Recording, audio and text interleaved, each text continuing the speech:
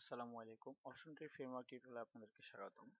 আজকে আমি দেখাবো যে মেটাবক্স আমরা ইউজ করি কোথায়, ডিফল্ট ভাবে যেমন পেজে এবং কাস্টম পোস্টে। বাট আমরা যখন আগের টিউটোরিয়ালে দেখাইছি, যেমন ধরেন আমি যখন এখন নিউ কোনো পেজ অ্যাড করব, যেমন আরেকটা যে পেজ অ্যাড করছি এখানে সেম ডাটাটা এখানে চলে আসছে, কিন্তু আপনি যাচ্ছেন যে না আমি এটা ডিফল্ট পেজে তো থাকতেছেই, বাট আমি যদি অন্য কোনো টেমপ্লেটে চলে যাই, যে কোনো কাস্টম কোনো টেমপ্লেটে চলে যাই, স্পেসিফিক কোনো টেমপ্লেটে চলে যাই, তাহলে আমার এই ডাটাটা ওই টেমপ্লেটে শো করবে না, এই ডাটাটা পেজ টেমপ্লেটে শো করবে না। সো এর জন্য আমাকে কি করতে হবে? এর জন্য আমাকে ফার্স্টে এই যে মেটাবক্স, এখানে ওটি মানে যা আছে সেম টু সেমই হবে। আমি এটাকে কপি করে নিই, এটাকে কপি করে পেস্ট। এখন আমি টাইটেলটা একটু চেঞ্জ করে দিই, এটা হলো ডেমো পেজ টেমপ্লেট মেটাবক্স। ওকে, যা আছে সেমই থাকবে, এগুলা একটা একটা করে। আচ্ছা, আমি কিছু কন্টেন্ট কমাই দিই, থাক। মানে এখানে দুইটা কন্টেন্ট আছে, তো এখানে ডেমো আইডিটা চেঞ্জ করে দিই, ডেমো নিয়াম টেমপ্লেট, এগুলা চেঞ্জ করে দেই, ভেরিয়েবল গুলা চেঞ্জ করতে হবে, এটা এখানে বসাই দিই আগে। তো এখন কি, এখন আমার যেই পেজেস কি পেজই আছে। তো এখন যদি দেখি আমি পাবলিশড, দেখেন এখানে চলে আসছে ডেমো মেটাবক্স এবং আরেকটা চলে আসছে ডেমো পেজ টেমপ্লেট মেটাবক্স, তো আমি এখন এটা এই ডিফল্ট পেজে চাচ্ছি না, আমি অ্যানাদার আরেকটা টেমপ্লেটের মধ্যে যখন যাব তখন এটা ওই টেমপ্লেটে শো করবে, তখন এইটা আবার শো করবে না। তো তখন কি করতে হবে? এই জন্য আমাকে ডাটাবেজের কিছু কোড আছে, ডাটাবেজে যায়, কিছু ডাটাবেজে যে কোডগুলো জমা হয়, যেমন ডাটাবেজে কিছু আইডি আছে যে চিনার জন্য। তো আমার এইখানে বিশেষ করে এইখানে ওটি রেজিস্টার মেটাবক্স যেখানে আছে, এটাকে আমার জাস্ট চেঞ্জ করে দিতে হবে। এটাকে চেঞ্জ করে আমার এখানে বলে দিতে হবে যে যদি তুমি কোনো টেমপ্লেট খুঁজে, যদি তুমি দেখো যে কোনো টেমপ্লেট আছে এই নামে বা এই ফাইলের মধ্যে, তাহলে ওই টেমপ্লেটে এই ফুল ডাটাগুলা শো হবে। তো এটাকে আমার রিপ্লেস করে দিতে হবে, এই কোডটাকে রিপ্লেস করে আমার ডাটাবেজের কোডটা পোস্ট আইডি, যেমন পোস্ট আইডি গেট পোস্ট, এটা হলো আমার ডাটাবেজ থেকে নেওয়া, এটা ডাটাবেজে পিএইচপি কোডিং, এবং এখানে variable template file get post ID কি হবে, পোস্ট ওয়ার্ডপ্রেসের যে পেজ টেমপ্লেট আছে, এটা গেল আমার ডাটাবেজের কোড। এবং এখানে আমি ইফ টেমপ্লেট ফাইল, যদি টেমপ্লেট ফাইলটা পেজ টেমপ্লেট ডট পিএইচপি হয়, পেজ টেমপ্লেট ডট পিএইচপি হয় কেন বললাম, যেমন আমি এখন আলাদা একটা পেজ বানাবো, নাম দিব কি, যেমন এখানে আমি একটা বানায় রাখছি, আমি নতুন আরেকটা দিই, যেমন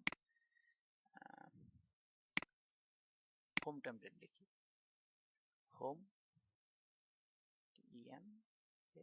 হোম টেমপ্লেট, এবং এখানে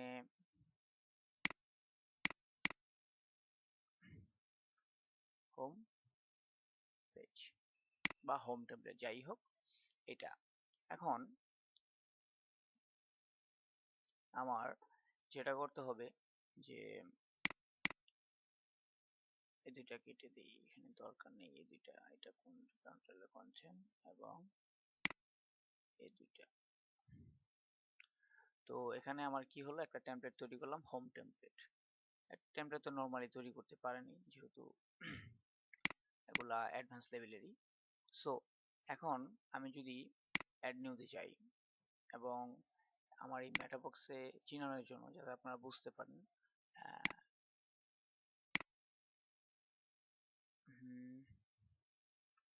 হোম টেমপ্লেট মেটাবক্স লিখে দিলাম। এখন আমি আমার ডিফল্টে শো করতেছে কোনটা, দুইটাই আমার কিন্তু এখানে দুইটাই শো করতেছে। তো এখানে আমি এখন চিনাই দিব যে যে ফাইলটা আমি যেই টেমপ্লেটের মধ্যে আমি এই ডাটাগুলো রাখতে চাইতেছি, যে এই ডাটাগুলো শো করবে, এই অ্যারেগুলো শো করবে, মানে এই লেভেলগুলো শো করবে যেই পেজের মধ্যে, সেই পেজের ফাইল নেমটা আমি এখানে পেস্ট করে দিব হোম টেমপ্লেট ডট পিএইচপি।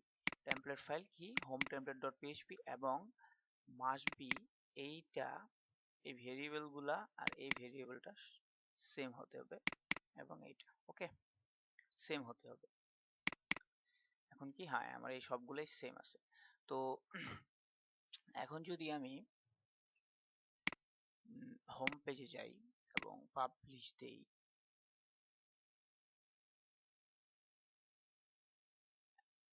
এখন এখানে আমার হোম পেজ, ও সরি আমি এই কোডটা কাটতে ভুলে গেছিলাম, মানে এই কোডটার রিপ্লেসে এই কোডটা হবে। তো এখন যদি আমি আমার এটা আপডেট দেই, এখন কিন্তু আমার ডিফল্ট টেমপ্লেট আছে। এখন কিন্তু আমার ডিফল্ট টেমপ্লেটে যেই ডাটাগুলো দিয়েছিলাম ডেমো মেটাবক্স, এই তো আমার ডিফল্ট টেমপ্লেটের যেই ডেমো মেটাবক্স গুলো ছিল, এই যে ডেমো মেটাবক্স এটা শো করতেছে। এখন আমি হোম পেজে যদি যাই, এটা একটা প্রবলেম হলো কি, যে ওইটা শো করানোর জন্য আমাকে মাস্ট বি আপডেটে ক্লিক করতে হবে। আপডেটে ক্লিক করার পর আমার হোম টেমপ্লেট মেটাবক্স চলে আসছে। আগে কিন্তু ছিল না, এখন চলে আসছে। তো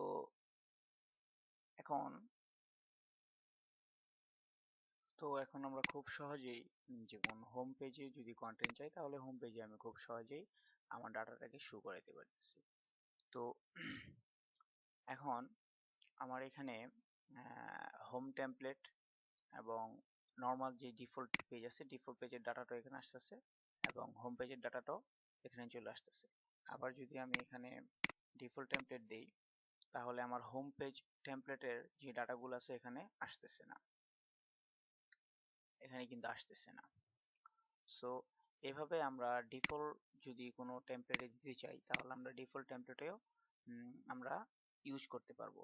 যেমন ডিফল্ট টেমপ্লেটের ডাটাগুলো এখানে আসবে না, মানে ডিস্টার্ব করবে না কোনো, যে অন্য ডাটাগুলো এখানে আসবে না। সো আমরা নর্মাল পেজে যদি দিতে চাই, তাহলে অল পেজের জন্য একটা ডাটা তো আছেই, দিয়ে রাখবো। আর যদি নর্মাল পেজের ছাড়া যদি আমরা কোনো টেমপ্লেটে দিতে চাই, তাহলে টেমপ্লেটের জন্য আলাদাভাবে এটা দিয়ে রাখবো, যাতে অন্য সব ডিফল্ট পেজে গেলে যাতে এটা ঝামেলা না করে, ডিফল্ট পেজে গেলে যাতে অন্য সব পেজ টেমপ্লেটের গুলো এখানে চলে না আসে। যেমন এখানে আমার ডামি ডাটাটা, এখানে আমার যে ডাটাগুলো আছে ডেমো ডাটাগুলো চলে আসছে, কিন্তু আমি যখন হোম পেজে যাই তখন আর আসতেছে না। সো এইভাবে সো